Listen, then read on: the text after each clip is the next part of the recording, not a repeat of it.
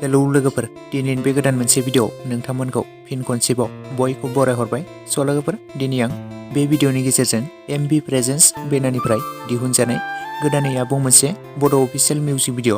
स' जाय music भिडिअनि title एबा थाम्बनेलनि मुङानो जादों अन्नायनि गंसे।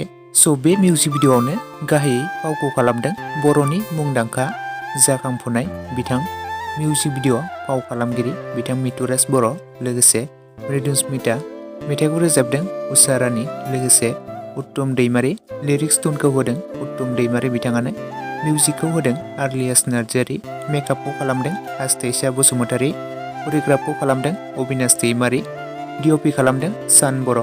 स' लोगोफोर, बे मिउजिक भिडिअखौ दाखालिनो रिलिज खालामनानै होदों। स' दासिमाव जुदि नोंथांमोना बे मिउजिक भिडिअखौ सोरबाफोर नायालासिनो थादोंब्ला एमबि प्रेजेन्स चेनेलाव बयबो थांनानै नायहैब्लानो जाबाय। आरो बे मिउजिक भिडिअआ जोबोद मोजां जादों लोगोफोर। स' नोंथांमोना जुदि दासिमाव बे मिउजिक भिडिअखौ सोरबाफोर नायालासिनो थादोंब्ला बयबो नायहैब्लानो जाबाय आरो बिथांमोननि चेनेलखौ बयबो सापर्ट खालामहैदो, जाहाथे बिथांमोना बेफोरबायदिनो गोदान गोदान मिउजिक भिडिअफोर लाबोबाय थानो हायो।